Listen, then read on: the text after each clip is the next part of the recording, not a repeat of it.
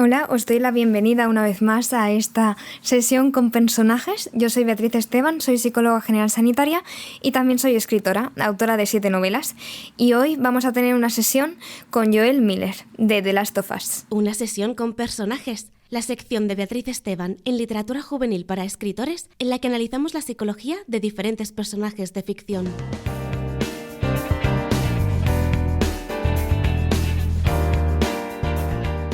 The Last of Us es una serie, y previamente inspirada en el videojuego con el mismo nombre, que últimamente está recorriendo mucho las redes y he de admitir que tiene un sentido, porque hasta ahora todos los episodios que he visto, y eso que soy una persona muy aprensiva, y la mitad del episodio lo he pasado con un ojo cerrado y el otro abierto, porque hay cosas que me dan un poco de repelús todavía, pero si algo puedo decir totalmente convencida es que a nivel narrativo es una historia que me ha removido mucho, me ha hecho pensar mucho, y especialmente el último episodio que yo he visto, que creo que era el 7º o el 8º, creo que era el 7º, ¿no? El que transcurre, y esto no es ningún spoiler, ¿no? Pero el que transcurre en un flashback de Ellie, de su tiempo en el internado, entre comillas, donde la entrenaban para formar parte de Fedra, ¿vale? Para que la gente me entienda.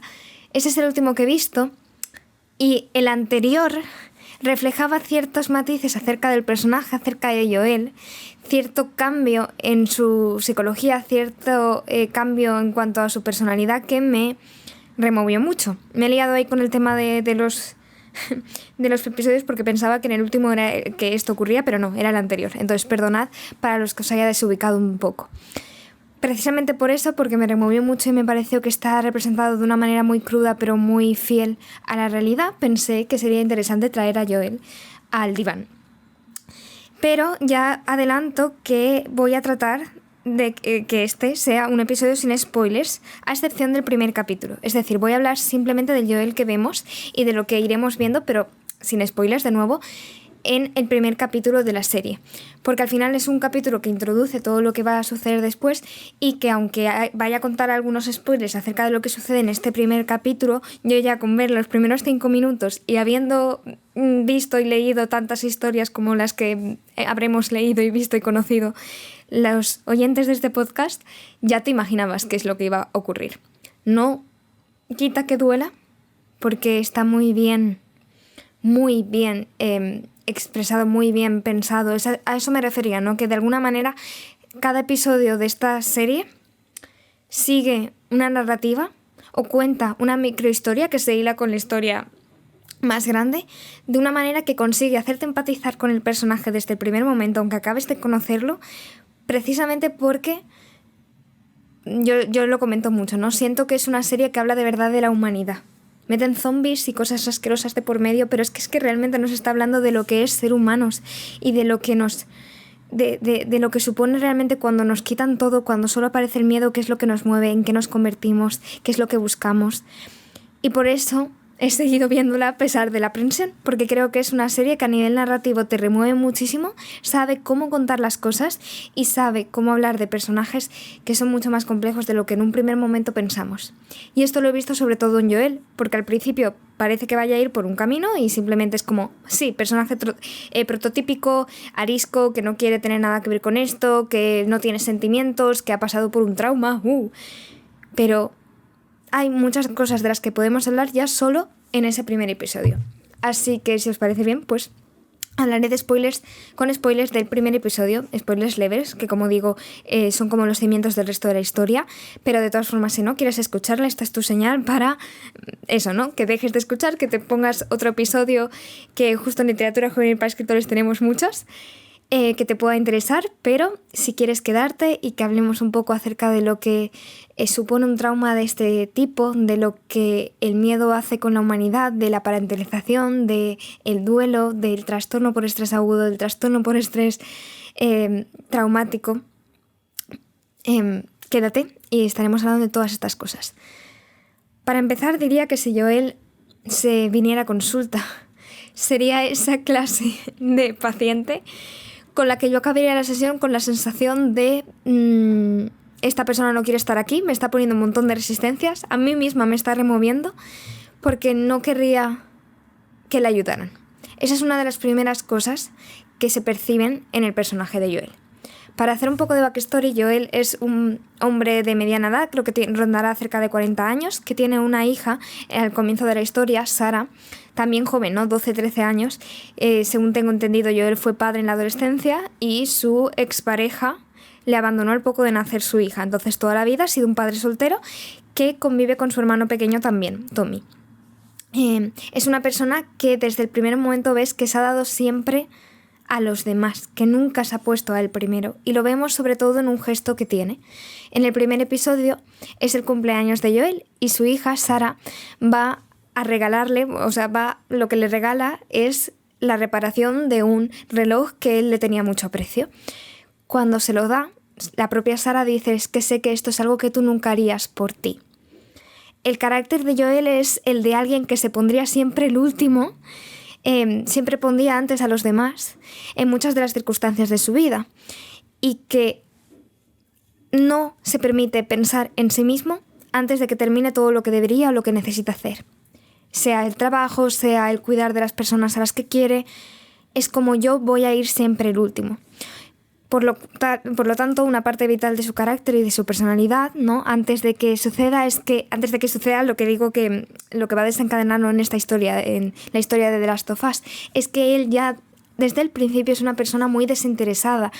Desinteresada en el sentido de que elige no ponerse a sí mismo primero porque prioriza otras situaciones en las que pueda controlar, proteger, sobrevivir. Está enfocado siempre en esto, en sobrevivir, en seguir adelante, en continuar presente, no en qué necesita, no en qué es bueno para él, no en cuidarse y tenerse en cuenta.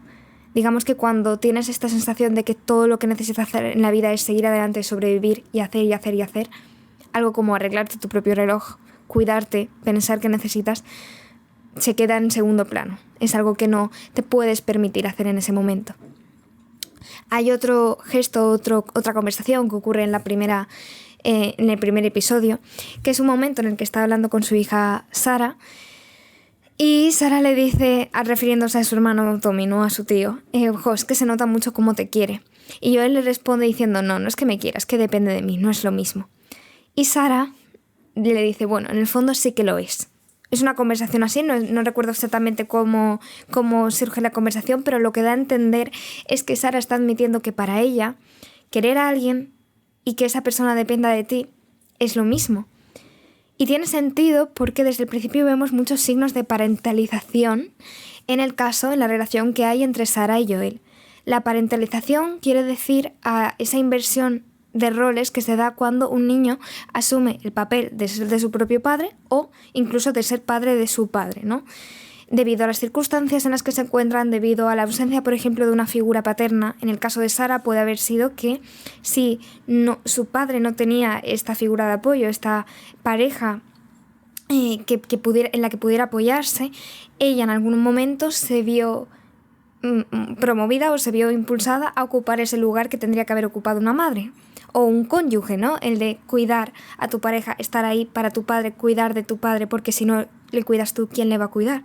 Si no hay nadie que le cuide, si esta persona no se está cuidando a sí misma, entonces el niño cree que tiene esa responsabilidad o empieza a actuar como siendo la madre de su madre, el padre de su padre, siendo esa persona que está en siempre lo hablo, ¿no?, como una jerarquía superior, en un puesto que no le corresponde. Al mismo tiempo también puede ser que Sarah esté siendo su propia madre en algunos aspectos, que haya aprendido cosas que una niña no debería de aprender. Y ojo, porque aquí también se ve algo importante, y es que hay veces que, dentro de esta situación que vemos en Joel y Sarah, tiene sentido que ella piense esto, ¿no? Que tanto amar y depender es lo mismo, porque está en una situación en la que la crianza, el cuidar de alguien, el quererlo y el depender de alguien, tanto porque ella depende de su padre como que de su padre depende de ella, es una situación como que se entremezcla, ¿no? Entonces, de alguna manera podemos entender que haya llegado a esta situación. Y ser un niño parentalizado no tiene por qué ser algo negativo, si es algo que les está funcionando a los dos y si es algo que en el fondo es bueno para los dos. Es verdad que la relación que vemos entre Joel y Sarah no es convencional, pero en realidad funciona muy bien para los dos. Por lo que vemos en el tiempo no que comparten en pantalla y en el videojuego. Aunque ahora que lo pienso, yo no he visto el videojuego y no sé si esta parte, este backstory, por decirlo así, se refleja tanto en el videojuego. Creo que empezamos en el momento más, en los últimos minutos, ¿no?, de ese primer episodio. Pero sí que es verdad que aquí nos sirve para ver cómo su relación no es convencional, cómo digamos que Sarah está asumiendo roles que no le corresponden, pero que de alguna manera sí que les está ayudando y sí que les está funcionando. Aquí es cuando quiero hablar de algo que ya se consideraría el gran spoiler de este episodio, así que, de nuevo, si no quieres escuchar spoilers acerca del primer episodio de The Last of Us, este es tu aviso. Y es que el desencadenante de todo lo que ocurre antes de ese salto en el tiempo en el que empieza la verdadera historia de The Last of Us es que Joel ve morir a su hija en sus brazos. Y además, yo es lo que decía, de que en el momento en el que empiezas a ver la serie y los primeros episodios, los primeros minutos, yo ya sabía que esto iba a ocurrir. No te presentan a este personaje y no te presentan estas cosas si no te lo fueran a quitar.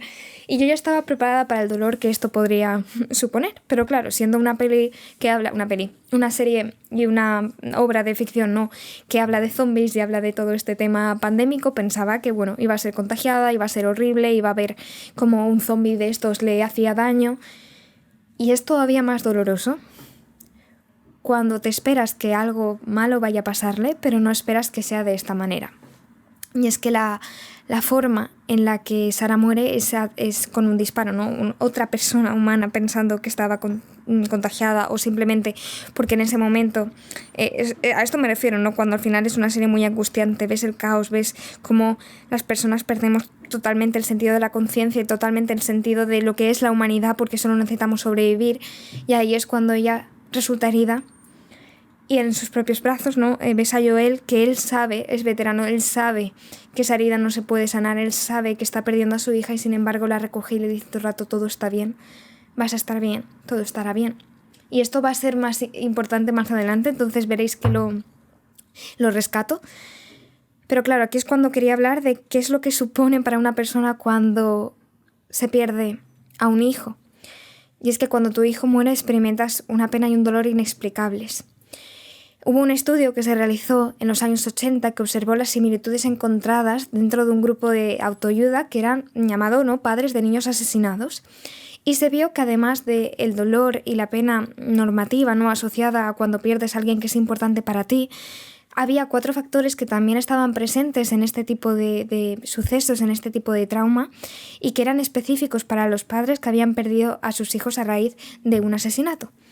El primer factor era que que estos padres se enfocaban profundamente en la persona que había ocasionado la muerte de sus hijos. Es decir, había un deseo de venganza, un deseo de que de alguna forma la balanza se equilibrara, de que hubiera justicia. Y es probable que este mismo deseo de justicia se vea también en Joel a lo largo del resto de los episodios, ¿no? Este deseo de: no es justo que mi hija no esté aquí, no es justo lo que ha pasado, pero en este caso hay una persona, ¿no?, una persona y unas circunstancias, que esto es lo doloroso, a las que podría culpar. Y esto se hila un poco con el segundo punto que se vio en este tipo de personas, ¿no?, que han perdido un hijo a raíz de un asesinato, y es que el duelo no se puede ni resolver ni procesar hasta que las cuestiones legales se completen. Y obviamente en esta historia estamos en un contexto en el que no hay cuestiones legales que resolver, pero sí que hay una situación social muy grande que hasta que no se resuelva, el duelo no será capaz de procesarse. Joel no podrá resolverlo, no podrá encontrar esa paz hasta que se solucione la causa inicial de la muerte de Sarah, que es este virus. Este hongo, esta horrible situación que a mí me crea mucha angustia. Entonces, si esto es algo que os preocupa y más después de lo que hemos pasado, quizás esta no es la serie para vosotros. Luego el tercer factor especial que se vio, ¿no?, en este tipo de personas, en estos grupos que se estudiaron, es que para este tipo de situaciones los padres empiezan a tener muchísimo miedo de que a sus seres queridos les ocurra algo malo, de que les pueda pasar algo a ellos o a la gente de su alrededor, ¿no? El miedo a la muerte, al contacto, la sensación de seguridad se pierde totalmente. básicamente que esto significa que la experiencia de tener a tu hijo asesinado en general reduce esta sensación, ¿no?, de sentirte seguro en el mundo, de sentir que puedes estar tranquilo. Yo siempre esto lo hablo mucho también con mis pacientes, a los que han tenido este tipo de experiencias traumáticas.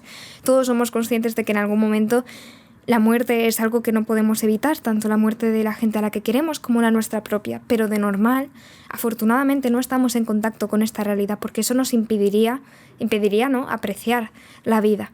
Pero cuando te ha pasado algo que ha hecho que el miedo se engrandezca tanto, es natural que la sensación de seguridad se haya reducido totalmente y que solo exista esta sensación de profundo peligro. Y en el caso de Joel, no ayuda que la situación en la que se encuentran, la vida que tienen que vivir a partir de entonces, es una en la que este recordatorio constante acerca de la muerte es un recordatorio del que no pueden escapar, ¿no? Y por último, fuera de que obviamente estamos en una situación postapocalíptica y que es otro contexto diferente, la muerte de un hijo es una situación hacia la que mucha gente no sabe muy bien cómo responder, y esto crea una situación de soledad muy grande para los padres, de no saber realmente cómo reaccionar, de no sentirse realmente comprendidos, y es probable que esto es algo que a Joel también le ocurra. Una de las cosas que mencionaba anteriormente, que es esta sensación de, bueno, es que Joel está en una sociedad y en un mundo y ha vivido y está viviendo una vida en la que este contacto con la muerte es constante. Entonces, de alguna forma, la única manera que tiene de sobrevivir es la de nublarse, es la de insensibilizarse totalmente a la muerte. Y esto lo vemos, por ejemplo, en una escena en la que está enterrando el cuerpo de un niño pequeño. Digamos que Joel, la única manera que tiene de sobrevivir psicológicamente a lo abrumador que sería el dolor de ser consciente de que está enterrando el cuerpo de un niño, es apartando esa parte de él a la que le importa un niño solo, o a la que le importan los niños, le importa la vida o que siente algo hacia esto, como lo sentía antes de perder a Sarah, ¿no? De alguna manera, ese embotamiento que a veces sentimos, esta insensibilización, es porque si nos permitiéramos sentirlo, sería insostenible, sería imposible, porque es esa versión de nosotros que no conocía lo que vivimos, ¿no? Es esa versión de Joel que no conocía lo que era la muerte de Sarah. Y luego otra cosa que me parece importante es un momento en el que se mezclan escenas con el reloj y que se podrían interpretar como una especie de flashback o una especie de recuerdo intrusivo que se tiene acerca de este evento traumático. Aquí me parece importante o curioso explicar cómo es esto, cómo funcionan exactamente los flashbacks. Es verdad que todavía hay muchas cosas que se están estudiando acerca del porqué de los flashbacks, pero el cómo se crean estos recuerdos intrusivos o esta sensación de lo pasado no ha pasado, lo estoy reviviendo aquí y ahora, aunque no esté pasando aquí y ahora, tiene un sentido desde un punto de vista neurobiológico, ¿no? Que es que al final, cuando tenemos una experiencia traumática con una intensidad emocional muy grande, lo que está sucediendo es que se ven activadas sobre todo dos áreas cerebrales. Una sería la amígdala, que es la zona del cerebro donde reside el miedo y que se activa sobre todo cuando sentimos miedo. Y otra sería el hipocampo. El hipocampo es la zona del cerebro que está reservada a la consolidación y almacenamiento de recuerdos, ¿no? Se ha visto que cuando tenemos un recuerdo traumático o cuando nos ocurre algo que no podemos procesar, que esto lo he comentado en alguno de los episodios anteriores, podéis escuchar, por ejemplo, el episodio en el que hablo de Wanda, en Kaz también hablo. Generalmente todos los personajes que trato a la sesión tienen traumitas porque son el conflicto de la historia, ¿no? Al final, bueno, sí, claro que es conflicto, es algo crudo. Pero en la vida real es el conflicto real de muchas personas en sus historias y en sus vidas. Y bueno, me parecía por eso útil o curioso el explicar qué es lo que ha pasado para cuando aparecen estas intrusiones o cuando de pronto me siento otra vez como si esto estuviera pasando o ocurriendo otra vez. Y es que cuando ocurren estos momentos traumáticos y difíciles de procesar, se ve que a nivel cerebral hay una hiperactivación de la amígdala, es decir, la zona en la que sentimos el miedo está hiperactivada, la sentimos con más intensidad y sin embargo hay una hipoactivación, se reduce la activación del hipocampo. Es decir, no está trabajando al 100% toda la parte encargada de asimilar y almacenar los recuerdos. Con lo cual, este recuerdo, esto que está sucediendo, esta emoción tan intensa, se queda de alguna manera como descolgada, de forma que puede activarse nuevamente en el futuro, incluso cuando esto ya no está pasando. Por último, hay una escena que me parece importante nombrar en este primer episodio y que también nos habla mucho de la psicología, sí, o del dolor que está sufriendo Joel en este momento, que es cuando Ellie le menciona que su reloj está roto. Lo menciona de pasada, ¿no? Pero todo el mundo pensamos en ese momento que Ellie está señalando ese reloj porque era una de las últimas cosas que Sarah le dio a Joel y que Joel conserva a pesar de estar roto porque es lo que le ancla a su hija. Y este es un detalle que yo no me di cuenta hasta que volví a ver esta escena, ¿no? en la serie, y es que Ellie le pregunta: ¿estaremos bien, verdad? ¿O vamos a estar bien? Y esas son las palabras que Joel le dijo a Sarah antes de morir. Está bien, todo vamos a estar bien, vas a estar bien. Con lo cual, en ese momento me da la sensación de que Joel está tomando una decisión interna de proteger, como no pudo proteger a Sarah, a Ellie, o de hacerle esta promesa, ¿no? De que de verdad esta vez las cosas pueden ser diferentes y pueden estar bien. Si Joel viniera a consulta, que habría mucho que trabajar y no sería una intervención fácil, porque yo siempre hablo entre el trauma complejo, es decir, un trauma que ha sido muy sostenido en el tiempo, o heridas que no son fáciles de señalar, de me pasó esto y esto es lo que quiero arreglar, sino esto lo siento así, esto me ha pasado desde hace mucho tiempo, ¿no? Que esto es algo con lo que yo trabajo mucho en terapia, y siempre explico que algo que es tan complejo también va a ser complejo sanar de ello. No va a ser tan sencillo como saberse la teoría o aplicar una técnica, sino que va a necesitar esta parte de empezar a tener experiencias en las que esta verdad que tanto me duele, de que el mundo no es un lugar seguro, de que va a morir la gente a la que quiero, de que tengo que ponerme a mí el último y tengo que estar siempre en modo supervivencia, el empezar a tener otras experiencias en las que esto no se cumpla es lo que le va a ayudar a sanar. Y es un poco lo que Joel busca con Ellie también, el tener la capacidad o abrir esa coraza para vincularme con otra persona y pensar que esta vez pueden estar bien, que esta vez sí que voy a poder hacer algo para protegerla. Pero claro, Joel es una persona, que esto es lo que me conmueve mucho, que la única manera que ha tenido de sobrevivir es no entrando en contacto con estas partes que duelen, simplemente siguiendo adelante, siguiendo adelante, siguiendo adelante, siguiendo adelante y nublándose cuando el dolor era insoportable, como en el caso de ese enterrar a un niño o matar a alguien o todas estas cosas horribles en las que se ve en la posición de estar en medio de esta situación, ¿no? Y por eso decía al principio del programa, del episodio, que hay un episodio en la serie en la que ves que Joel está al borde del colapso. A nivel psicológico y a nivel físico también, pero sobre todo a nivel psicológico, porque de alguna manera no puede más. Y ahí hay una escena que te rompe el corazón. Bueno, hay muchas escenas en The Last of Us que te rompen el corazón, pero el actor ahí hace un trabajo de soltar lo que está teniendo dentro y admitir que tiene miedo, que simplemente por esas escenas que merece la pena ver todo el resto de la serie, ¿no? Porque te das cuenta de la humanidad, de cómo necesitamos ese punto de conectar y de sentirnos seguros y de lo que hacemos para intentar sobrevivir, para seguir adelante. Así que Joel, ojalá pudieras haber ido a terapia porque te hubiera venido bien sentirte acompañado y menos solo en tu dolor. Sentir que había alguien que te lo comprendía, porque es un dolor que nadie está preparado ni estará preparado nunca para afrontar, y que al final intentamos sanar de las únicas maneras que podemos o sabemos.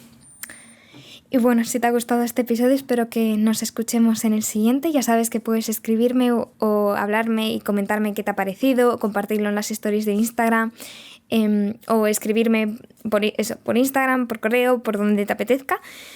Y nos escuchamos en el próximo episodio. Hasta dentro de unas semanas. Cuídate mucho.